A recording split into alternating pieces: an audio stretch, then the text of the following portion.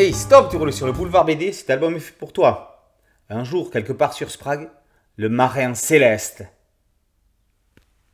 Approchez, approchez, braves gens, Popeye vous propose 1000 trésors à acquérir. Le marin céleste, c'est ainsi qu'on l'appelle, a posé son dirigeable sur la place communale pour dresser son étal.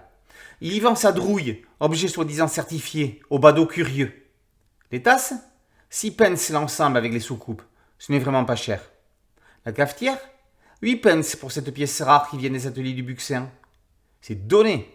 Après avoir gagné quelque argent, le brocanteur retourne dans les airs. Son vaisseau est équipé tout confort. Kitchenette, salle de bain, toilette, couchette à 2 places, on ne sait jamais. Bibliothèque, bureau, Popeye fait la visite. Alors que tout semble aller pour le mieux dans le meilleur des mondes, le marin est hélé par un paysan qui lui demande de se poser, mais pas n'importe où. En effet, il veut lui montrer une saleté d'herbe bleue qui prolifère à vitesse grand V dans la nature. Popeye repart et remarque que le pays est littéralement envahi par cette engeance. D'où cela vient-il? Comment s'en débarrasser?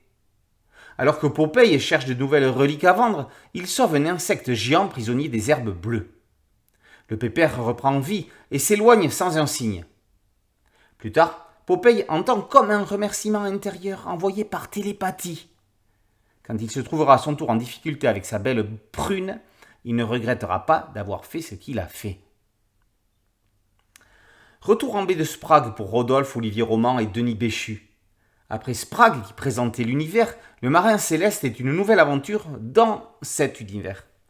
Le succès du one-shot précédent a permis aux auteurs de continuer à exploiter le monde. Dans le tome d'avant, l'eau avait disparu depuis bien des années. Nils et Vivian, 2 frères aventuriers, étaient partis en expédition avec Captain Greg, capitaine de vaisseau aveugle qu'on retrouve en guest dans ce marin céleste. Il fallait au plus vite trouver un moyen de faire revenir la mer afin de rééquilibrer l'écosystème. Rodolphe poursuit dans le même axe écologique. Ici, une plante invasive étouffe la région et s'attaque aux êtres vivants. Comme à son habitude, l'auteur nous invite à réfléchir sur l'avenir de la planète. Sous couvert d'un récit fantastique, entre Jules Verne et Bernard Werber. C'est aussi une histoire d'entraide entre 2 peuples, 2 races n'ayant rien en commun, mais unissant leurs forces pour lutter contre un même ennemi. Il y est question de respect, et c'est ce qu'on voudrait entre les habitants du monde qui se disputent des territoires. Sous les couleurs de Denis Béchu, Olivier Roman fait des plantes des personnages aussi vivants que les bipèdes. Observez bien sur la couverture sur la gauche, l'une d'entre elles tend comme un bras vers le ciel, au fond, au milieu, une autre paraît se lever. Le marin céleste inaugure ce qui semblerait devenir une collection d'anthologies.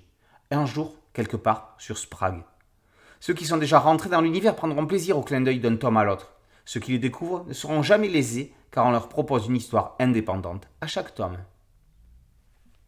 Le marin céleste, par Rodolphe, Roman et Béchu, est paru aux éditions Daniel Maguen.